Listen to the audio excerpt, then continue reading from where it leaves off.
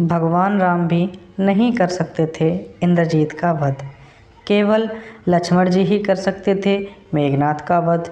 तो आइए जानते हैं ऐसे कौन से नियम थे जिनको मानने वाला ही केवल मेघनाथ का वध कर सकता था। तो चलिए जानते हैं इन नियमों को।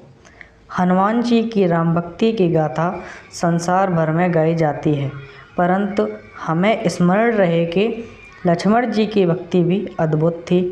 लक्ष्मण जी की कथा के बिना राम कथा पूर्ण नहीं है। एक दिन अगस्त्य मुनि भगवान श्री राम के राज्याभिषेक के बाद अयोध्या आए और लंका युद्ध का प्रसंग छिड़ गया।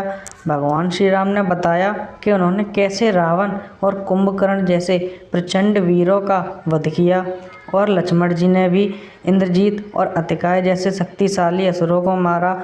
अगस्त्य मुनि बोले, प्रभु, बेशक रावण और कुंभकर्ण प्रचंड वीर थे, लेकिन सबसे बड़ा वीर तो मेघनाद ही था। उसने अंतरिक्ष में स्थित होकर इंद्र से युद्ध किया। ब्रह्मा जी ने इंद्रजीत से दान के रूप में इंद्र को मांगा, तब इंद्र ने मुक्त हुए थे। लक्ष्मण ने उसका वध किया, इसलिए वे सबसे बड़े योद्धा हुए। श्री राम को आश्चर्य हुआ, लेकिन भाई की प्रशंसा से वे खुश थे। फिर भी उनके मन में जिज्ञासा पैदा हुई, आखिर अगस्त्य मुनि ऐसा क्यों कह रहे हैं कि इंद्रजीत का वध रावण से ज़्यादा मुश्किल था।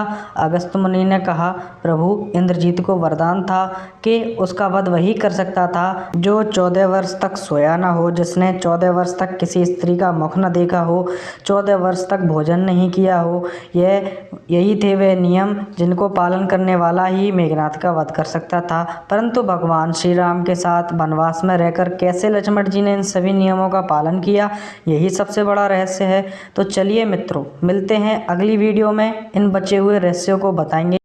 फिलहाल इतना ही। जय श्री राम।